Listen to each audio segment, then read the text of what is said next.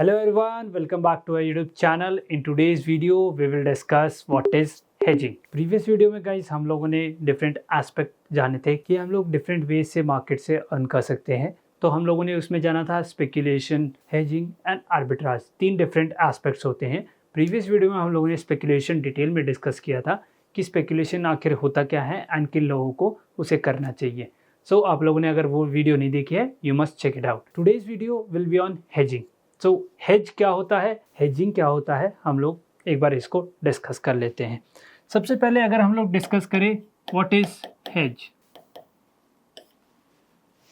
अगर हम लोग इंग्लिश डिक्शनरी की बात करें तो हेज का मतलब होता है टू प्रोटेक्ट समथिंग. आप लोगों ने आई एम श्योर देखा होगा कि ये छोटी छोटी ग्रास होती है, उनके अराउंड एक फेंसिंग होती है. हम उसको हेज कहते हैं ताकि हम जो डोमेस्टिक एनिमल्स है उनसे उसको प्रोटेक्ट कर सकें. In stock market hedging same ditto वही काम करता है. हेजिंग हम लोग इसीलिए करते हैं ताकि हमारा जो लॉस है वो अनलिमिटेड ना रहे. एक स्पेसिफिक लॉस, एक सिस्टमैटिक लॉस हम लोग बेयर करें जो हम लोग रेडी हैं मार्केट में बेयर करने के लिए. उस हिसाब से हम लोग एक काउंटर पोजीशन बनाते हैं हमारी जो रियल पोजीशन होती है उसके अगेंस्ट में, जिससे हमारा जो लॉस है वो लिमिटेड हो या एटलीस्ट डिफाइंड लॉस हो जो हमें ऑलरेडी पता हो मार्केट में ट्रेड करने से पहले. सो ये वर्ड हेज बनाता है हमारा हेजिंग. हम हेजिंग करते हैं. Today's video will be on hedging. Hedging हम लोग कैसे करते हैं, क्या हम काउंटर पोजीशंस बनाते हैं, कौन कौन सी हम लोग काउंटर पोजीशंस हमें बनानी चाहिए जिससे कि हमारा जो लॉस है वो मिनिमल हो या एटलीस्ट डिफाइंड लॉस हो जो हमें पता हो कितना हमें होगा ही होगा. सो हेजिंग का हम लोगों ने थियोरेटिकल पार्ट समझ लिया कि हेजिंग ऐसा होता है कि हमारा जो लॉस है वो कम हो जाता है एंड इसके साथ साथ क्या हमारा प्रॉफिट बढ़ेगा या कम होगा. आई एम श्योर आप लोगों का ये क्वेश्चन होगा. सो गाइस, अगर आपका लॉस पहले अनलिमिटेड था एंड अनलिमिटेड प्रॉफिट था तो आपकी जो हेजिंग थी, हेजिंग करने के बाद आपका जो लॉस था वो लिमिटेड हो गया तो आपका प्रॉफिट में भी कोई फ़र्क होगा. डेफिनेटली आपके प्रॉफिट में भी फ़र्क होगा. वो पहले अनलिमिटेड था या पहले ज़्यादा था, अब वो थोड़ा कम हो जाएगा क्योंकि आपने लॉस जो था, लॉस को आपने टू सम एक्सटेंट आपने कंट्रोल कर लिया. तो अगर आपने लॉस को कंट्रोल कर लिया तो आपका जो प्रॉफिट है उसमें भी आपको थोड़ा बहुत सैक्रिफाइस करना पड़ेगा. पर ये इतना सैक्रिफाइस नहीं करना पड़ेगा. क्या सर मेरा सारा ही प्रॉफिट चला जाएगा? नहीं, एब्सोल्युटली नो. आपका जो प्रॉफिट है वो कुछ हद तक कम होगा, लेकिन ऐसा नहीं कि बिल्कुल ही एलिमिनेट हो जाए. हाँ, लेकिन आप लॉस को काफ़ी हद तक आप कंट्रोल कर सकते हैं. तो अगर हम लोग बात करें एक एग्जांपल के साथ, मैं आप लोगों को बताऊं कि हेजिंग एक्चुअली वर्क कैसे करता है, मैं आपको एक बार लाइव एग्जांपल में समझाता हूं. लेट्स सपोज आपने SBIN is state bank of India, ये उसका कोड है. SBIN आपने लेट्स सपोज 700 रुपीज़ पे बाय कर लिया.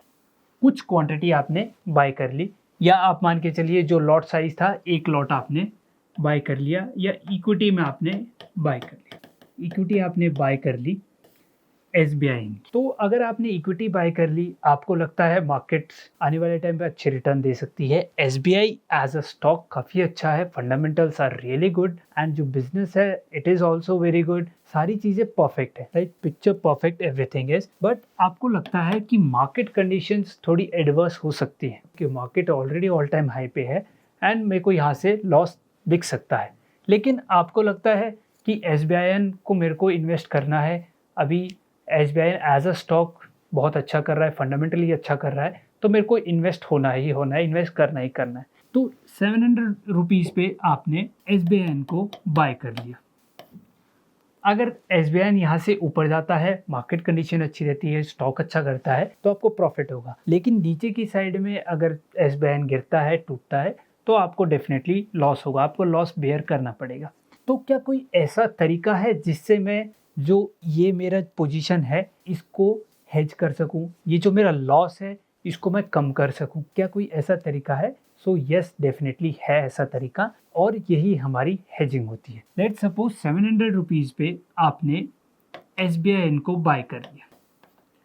अब अपसाइड तो आपको कोई दिक्कत नहीं है, अपसाइड आपको प्रॉफिट है. डाउनसाइड है. डाउनसाइड क्यों है? क्योंकि मार्केट्स ऑल टाइम हाई पे है, आपको लगता है मार्केट यहाँ से गिर सकती है. तो what you will do is, हम लोगों ने कॉल एंड पुट पढ़ा था. राइट। हम लोगों ने जाना था नीचे अगर मार्केट गिरती है, हमें लगता है मार्केट नीचे गिरेगी तो हम पुट बाय कर लेते हैं, एंड ऊपर जाएगी तो हम कॉल बाय कर लेते हैं, तब हमें लगता है मार्केट ऊपर जाएगी तो पुट बाय कर लेते हैं। पुट हम लोग यहाँ से लेंगे हमारे हेजिंग पर्पस के लिए, और हम लोग एक पुट बाय कर लेंगे, पी बाय कर लेंगे SBIN की, SBIN की पुट बाय कर लेंगे। अब the question arising, sir put तो बाय करेंगे लेकिन in the money, at the money, out of the money, कौन सी बाय करेंगे हम लोग? सो हम लोग यहाँ पे बाय करेंगे ATM या फिर ITM, क्योंकि ITM ऑप्शंस पे सबसे ज़्यादा इंट्रिंसिक वैल्यू होती है, इसलिए हम लोग ITM को लेंगे।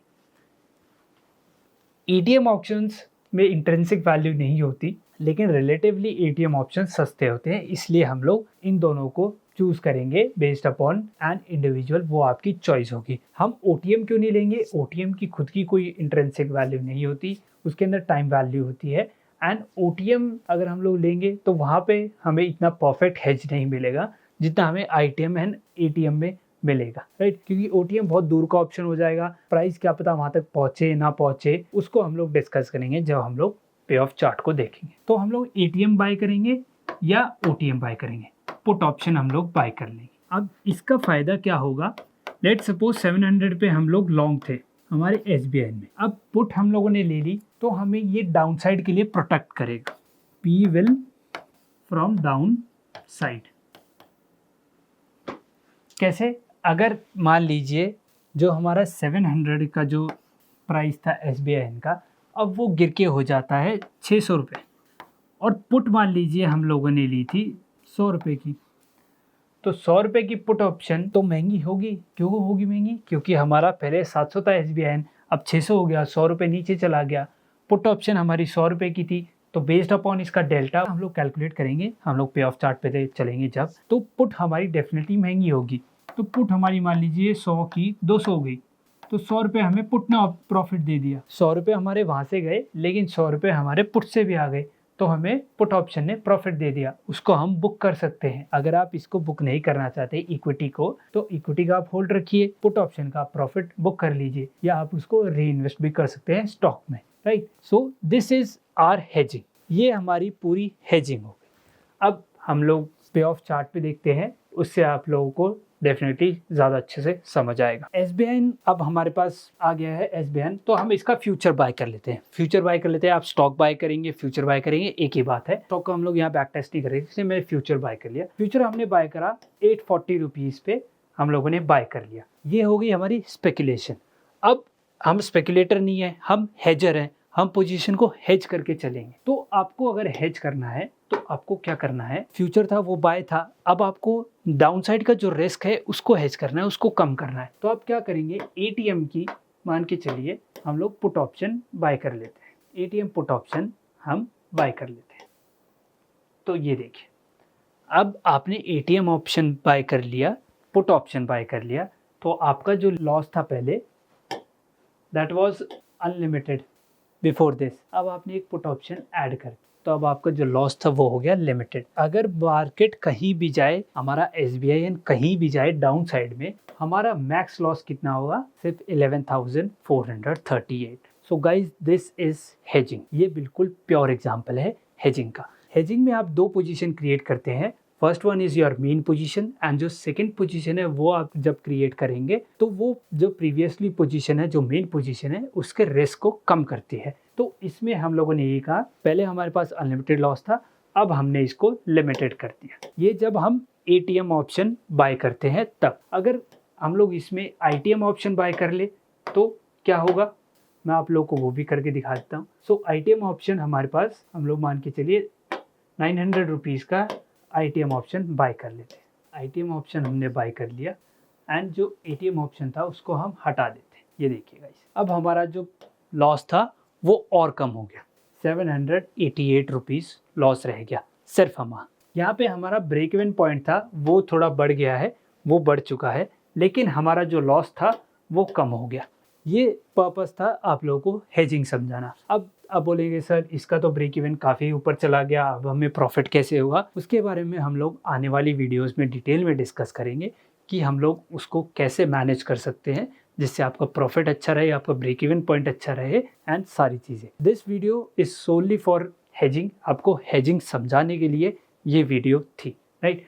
अब हमारे जो ऑप्शंस है उनमें भी हम लोग हेजिंग करते हैं, डिफरेंट स्ट्रैटेजीज़ हैं, वो काफ़ी स्ट्रैटेजीज़ हैं, शॉर्ट स्ट्रैडल्स, ट्रायंगल, सारी चीज़ें हम लोग डिटेल में डिस्कस करेंगे, कैसे हम लोग उनको एडजस्ट कर सकते हैं, कैसे हम लोग उनसे बिना लॉस के बाहर आ सकते हैं, सारी चीज़ें हम लोग डिटेल में डिस्कस करेंगे। आई एम श्योर गाइज आपको इस एग्जाम्पल से हेजिंग समझ आ गई होगी, what is actually hedging. Now coming to the conclusion कि हेजिंग क्या है, किन लोगों को करनी चाहिए।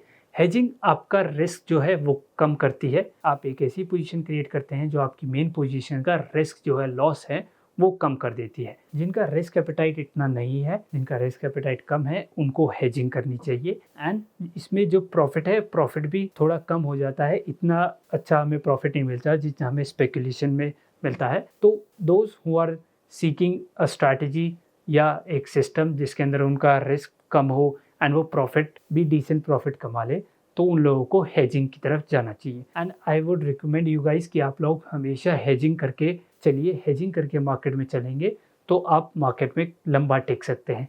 स्पेकुलेशन में बिल्कुल लेकर जाना सही नहीं है, आप हेजिंग करके चलिए अपनी पोजीशंस का। तो I hope guys you found this video very informative and आपको हेजिंग समझ आ गई होगी। आने वाली वीडियोस में हम लोग सारी जो ब्रेक इवन पॉइंट्स है, हेजिंग कैसे करते हैं, एडवांस स्ट्रैटेजीज कैसे एडजस्टमेंट करते हैं, सारी चीज़ें we will discuss. And guys I would request you कि आप वीडियो को लाइक कर दीजिए एंड चैनल को सब्सक्राइब कर दीजिए। एंड अगर आप लोगों ने अभी तक डीमैट अकाउंट ओपन नहीं करवाया है, डिस्क्रिप्शन में लिंक है, आप वहाँ जाके ओपन करवा सकते हैं। See you guys in the next video, till then thank you, good bye.